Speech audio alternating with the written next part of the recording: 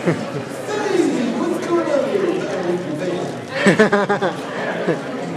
I'm going to take basically the bull by the handle. Get things rolling around here. Why don't we see if we can turn that up? That's as loud as it's going to go. All right. Well, here's what we're going to do. While the Power Rangers to my left get caught up, because it's been a long time since we've seen each other, I'm going to shoot the proverbial SH with an apostrophe T. You know what I'm going to do here? I'm the only voice actor, so I'm going to act as moderator. What do you think? And we'll see what we can do there. So I will start off introducing myself. I am here at this panel because I basically worked on Power Rangers for about year 3 until it left the country. But I'm primarily here as for Lightspeed Rescue as possibly the favorite villain I've ever played. I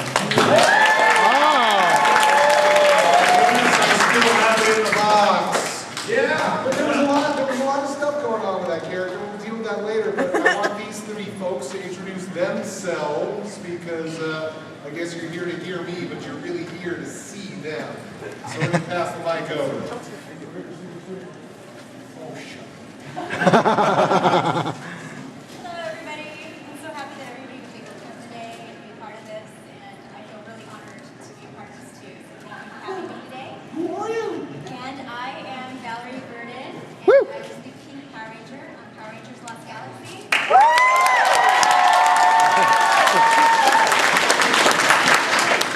Morgan, the scientific ranger. I was the only Pink Power Ranger that I know of that wore glasses, and the only one to die off on the show.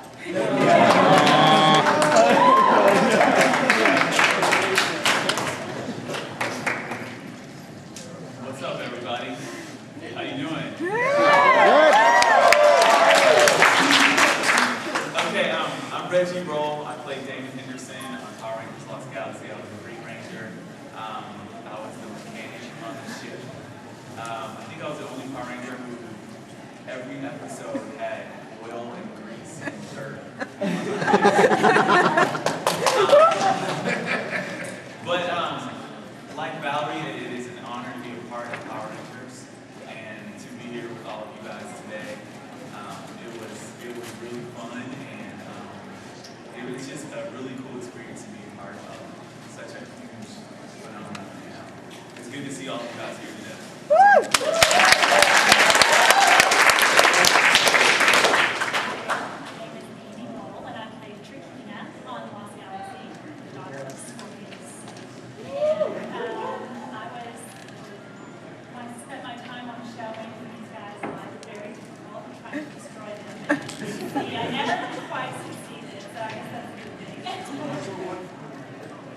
Yeah, exactly. But it was a lot of fun. It was fun to be a bad guy, and it was fun to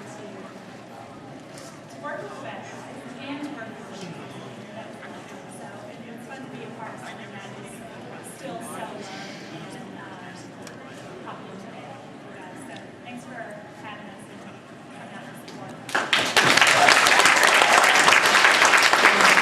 I want to get these rolling. Let's see. Yeah, you know what? I'm better without it. Anyway, Shout it out. I do want to ask the question, guys, because when the show was in the States primarily, a lot of it was known for, at least in LA, for getting careers started. I don't know about you guys, but me, I actually answered an ad in Backstage West looking for voices, and I sent in my tape, and that's how I got on Power Rangers. But where did it fit in your careers? So, Good question. For me, I mean, I went on to do other TV and film projects. had you done much before that? No, before that it was mainly like commercials and brand, and I was also like a hip hop dancer, so I worked with some doing a lot of different dance things too. So it was a great to help launch my career more in Los Angeles and entertainment industry. Nice. And when I did Power Rangers, I actually just come on to doing, it was a sports trivia show called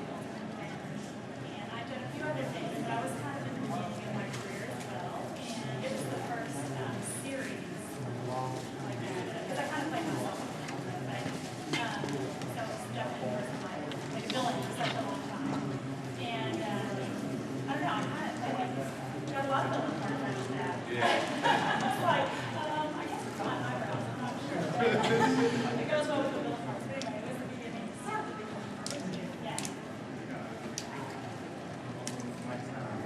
It's not on.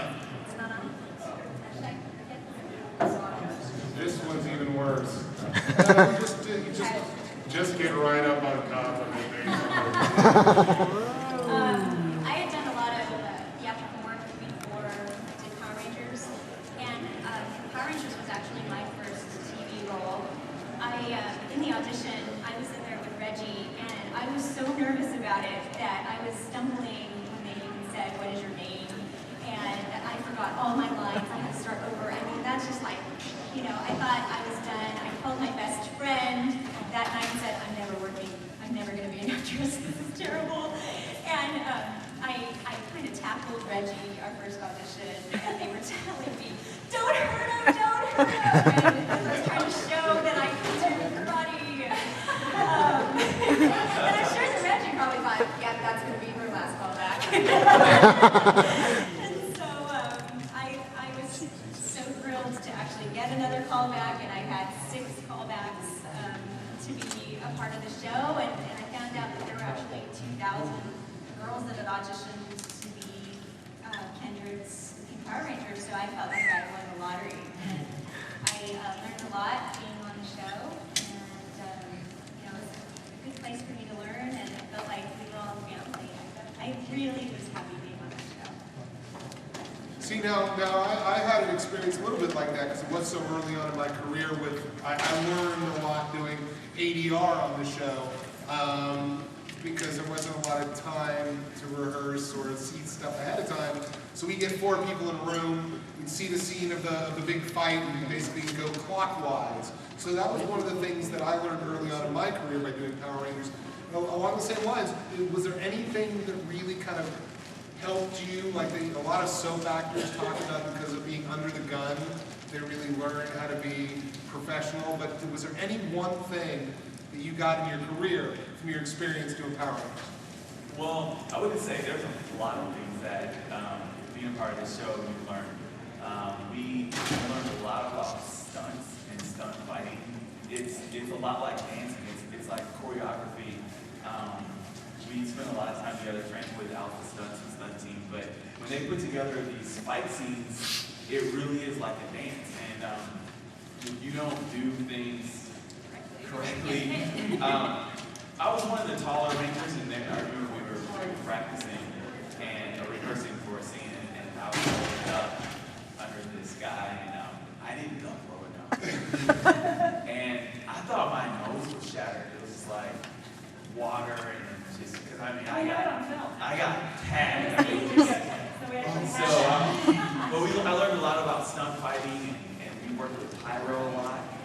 And so, you know, I had pyro on my body. It was fire. Yeah, I mean, it was a lot of little details that I don't think you would learn on, you know, maybe other. On safer shows? Yeah. So that part of it was I had a lot of fun with that. Yeah, me too. So. Ladies, anything? Anything to add? And if you guys have any questions, please feel free to raise your hand. Oh, well. Live questions, people?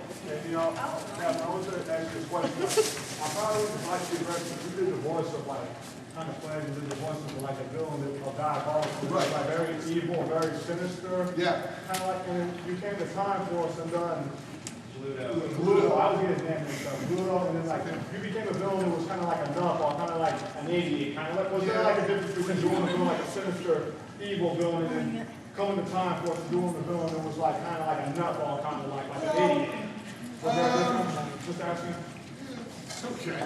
I mean, certainly, in personality, I'm a lot closer to Gluto.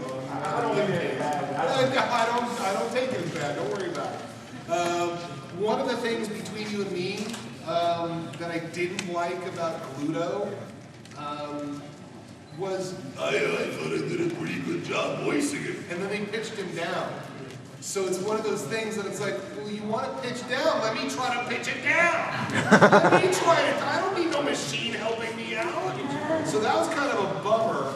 So, you know, much as I loved working with that cast, you know, Vernon, I mean, you get to see Vernon all the You know, that was a blast and a half. But Diabolico was one of those rare characters that had an arc.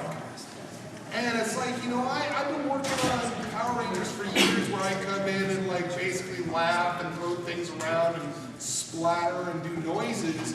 But this was a character that had some depth, and the fact of it is, in that season, he's the ultimate hero. Because he's the one that, because of the loyalty that he had, here's the thing about villains, okay? I played Optimus Prime.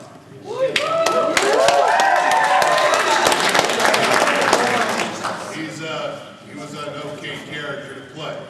But the fact of it is, on the keyboard of a character, Optimus Prime sits there and blink, blink, blink, blink, save the world, save people, blah, blah, blah. He's like got one motivation. I mean, hey, we want that in our heroes, but as an actor, it's dull as dirt. Okay? Who do you think had more fun making the Superman in the 70s? Christopher Reeve or Gene Hackman? Christopher Reeve got standing on like this. Gene Hackman got ask this lady. It's so much more fun. The Power Rangers have to like be pretty and you know, stand there in the lights and get the lighting and thrust their chests out, while the villains get to break stuff, ruin lives. But here's the key thing: the villain is never a villain to themselves. And Diabolico was a perfect example of that, because when his sidekick got messed with and betrayed, forget that you're in charge, forget that you're my boss, this is my compadre, this is my blood here, you know, and I'm going to take the Empire down. And when you get a character that gets to do that, that's freaking cool, man. So that was a great character. And I mean, you know, so it's like Diabolico got to sit down at the keyboard and mess with the Rangers a little bit, and be loyal a little bit, and ultimately do the right thing a little bit. So he got to play all over the keyboard. You know, so that character in my career, and besides, before that, I did Digimon, so I had little plush figures. Diabolico was my first action figure. Open out of the box. Doll, an action figure. Who were you on Digimon? There you go. Mine's still in the box, but you know that. You saw it on YouTube. But thank you very much. I appreciate that. Open them out of the box. No! but before this goes too far, hopefully the director's cut of that video will be on YouTube soon. That was fun. My top 4 favorite villain. Thank you. My top Hello, ladies and gentlemen of the panel and the I'm the collected assembly. Hey guys, first I have a question for Reggie. How does it feel to always be a decoy on the show?